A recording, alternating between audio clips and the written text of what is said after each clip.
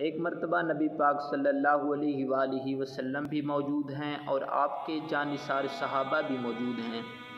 تو نبی پاک صلی اللہ علیہ وآلہ وسلم نے ارشاد فرمایا، اے میرے صحابہ،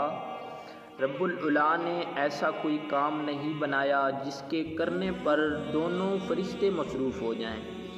یعنی جو نیکی لکھنے والا فرشتہ ہے وہ بھی مصروف ہو جائے اور جو برائی لکھنے والا فرشتہ ہے وہ بھی مصروف ہو جائے۔ عموماً جب انسان نیکی کرتا ہے تو نیکی لکھنے والا فرشتہ مصروف ہوتا ہے، اور جب کوئی برائی کرتا ہے تو برائی لکھنے والا فرشتہ اس کی برائیاں لکھتا ہے۔ تو نبی پاک صلی اللہ علیہ وآلہ وسلم نے ارشاد فرمایا، اے میرے صحابہ، رب نے ایسا کوئی کام نہیں بنایا جس کے کرنے پر دونوں فرشتے ہی مصروف ہو جائیں۔ تو صحابہ کرام تھوڑے سے مرجائے تو میرے آقا علیہ السلام نے ارشاد فرمایا، اے میرے صحابہ، رب العلا نے ایک ایسا کام بنایا ہے جس کے کرنے پر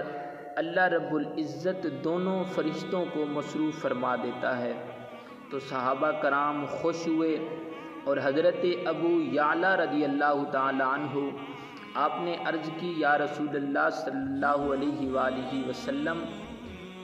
وہ کون سا عمل ہے جس کے کرنے سے رب دونوں فرشتوں کو مصروف فرما دیتا ہے؟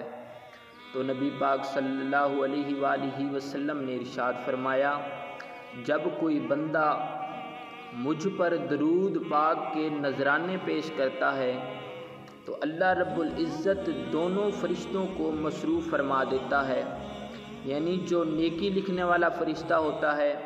وہ تو نیکی لکھتا ہی ہے، لیکن جو برائی لکھنے والا فرشتہ ہوتا ہے اللہ رب العزت اسے بھی حکم فرماتا ہے کہ نیکی لکھنے والا اس کی نیکیاں لکھ رہا ہے اور تو میرے یار پر درود پڑھنے والے کے گناہ مٹاتا جا۔ سبحان اللہ۔